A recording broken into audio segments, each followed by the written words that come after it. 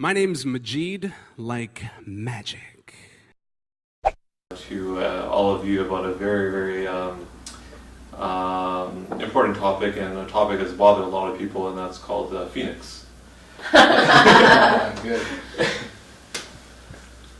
Once again, I'm not The from joke Canada. is that government employees aren't getting paid because they switched to the Phoenix. So for those of you who aren't familiar with what Phoenix is, So Phoenix, as you all know, is a pay system that the government introduced to replace a system that was working perfectly fine.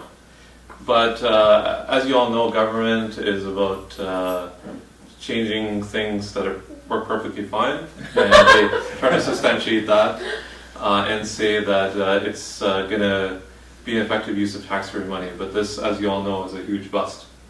You probably spend several hours every day calling Phoenix to figure out when am I going to get paid, what's happening with my, if let's say you're here and you're on maternity leave or on disability leave, when am I going to get my next paycheck?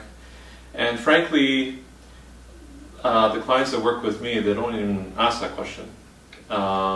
So this is a huge thing that bothers a lot of people, because they have to call this center all the way in Miramichi, which is, most people have never even heard of this place or know where this place is geographically, but it's all the way in the Maritimes, and we're here in Ottawa.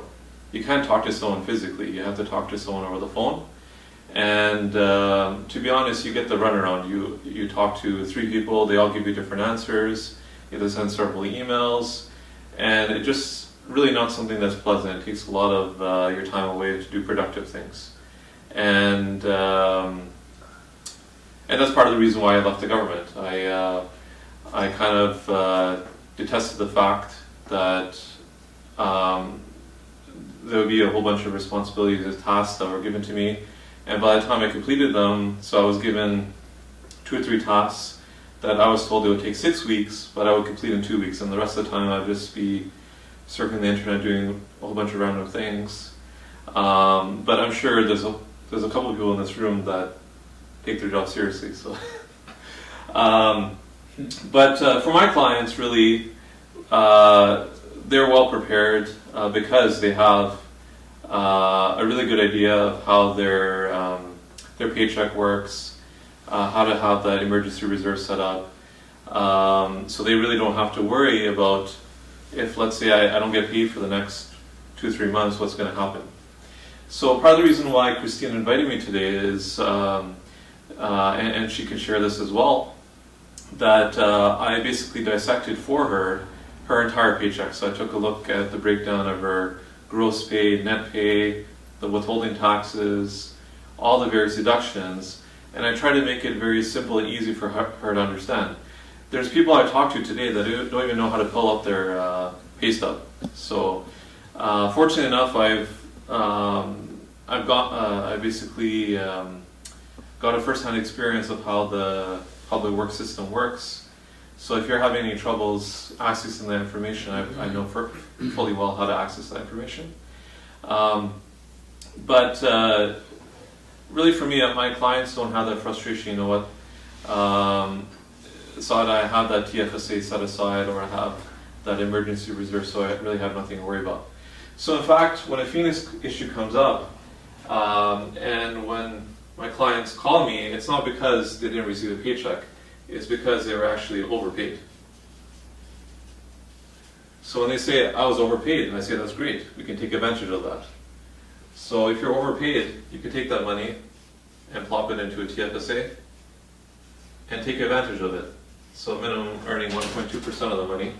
So you're essentially using money that you have to give back, but taking advantage of the money while you have it. So that's a smart way of doing it. That's amazing. Yeah. But on top of that, I think so much focus is being put on this problem that people are not focusing on, is my pension going to be enough money for me and for my spouse? Outside of my pension, do I have enough money in my RSP? If I were to pass away, is there enough money in my government insurance plan, as well as additional insurance that I have? So these are all very, very important things that we need to take a look at. And For an average client, each year I spend about at least 10 to 15 hours if they're taking their planning seriously to dissect all these various things. And it's not an easy process by any means. I have to gather a lot of information, so I have to gather from you your pay stubs, your notice assessments, tax returns. But I'm not like a walk-in clinic. So when you go to see a doctor at a walk-in clinic, sometimes you're in and out between 5 and 10 minutes. But really, if you're sitting down with a proper family doctor, the family doctor is not only examining your blood pressure, your weight, but if that doctor is doing his or her job properly, they're doing the full battery of tests. So you can see in front of you there's a folder which has a document called the Personal Financial Review. In that folder, it basically gives me a very, very good understanding of your monthly income, expenses, your assets and liabilities, as well as what you have in place to protect against emergencies or sickness or death.